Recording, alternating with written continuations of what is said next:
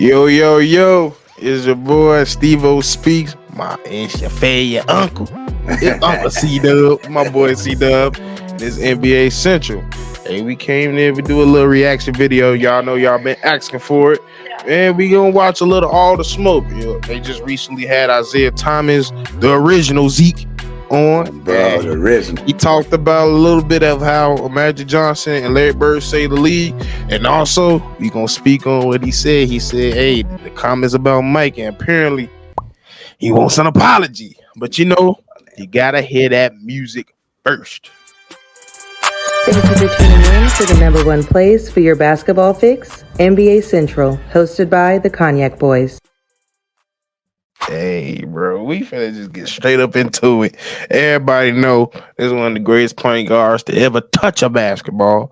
We already know that. We ain't finna get into the accolade because he should know it. Better know it. You better know it. But yeah, you know what it is. So for sure, this is all the smoke with Matt Barnes and Steven Jackson, two of my personal low key favorites. I used to always like their games, so they're one of my favorite. But before we get into it, what you think we about to hear up over here, bro?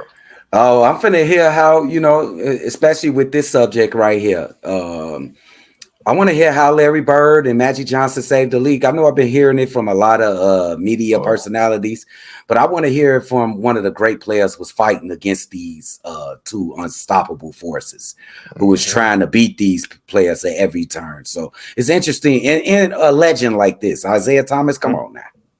Exactly.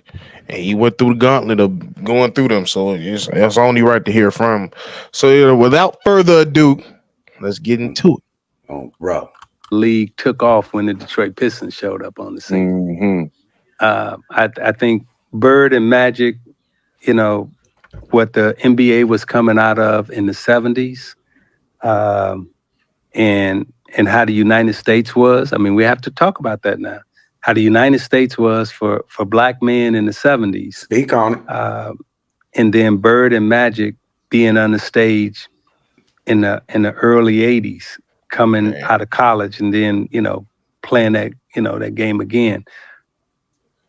Magic coming to LA, Bird going to Boston. They walked into culture.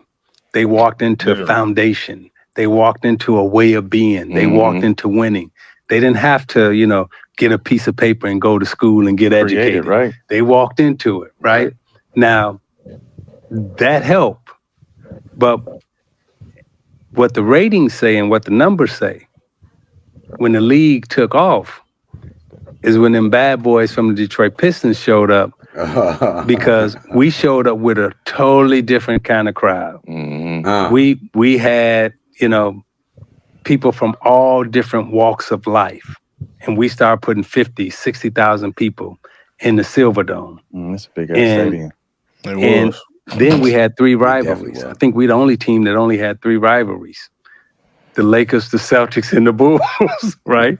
So every time we played, everywhere we moved, right, it was different. And then we didn't understand, we didn't know. So we met a gentleman by the name of Mike Ornstein with the LA Raiders, or the Oakland Raiders at that time. Mike Ornstein. What they call cross-marketing today. We didn't know there was such a term as cross-marketing. But our connection with the Oakland Raiders then let us start changing our colors. So we went from the red, white, and blue to the silver and black. And then we had a second jersey. We had a second uniform, and the NBA really didn't own any of that.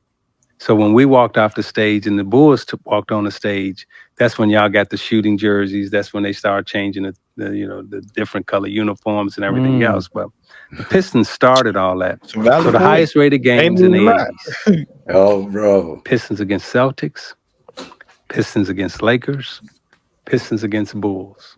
And they all have one thing in common. That's the Detroit Pistons. It's that attitude and energy y'all brought. Speak on it. First NBA game, 31-11. Ooh. Hey, Steve-O. Hey, Steve-O, what I'm getting from Isaiah Thomas is like, I ain't been saying nothing, bro. I've been sitting back. This is Isaiah Thomas. I've been sitting back, watch y'all talk all this shit like y'all know what's going on in the NBA. Y'all want to give Magic all his flowers. Y'all want to give Larry Bird all his flowers. But what about me? And most importantly, what about my team? What about the Detroit Pistons and the contributions that we put forth into this NBA? That's what I'm getting out of it. For real, because as known around the world, Detroit is known as nasty and grimy.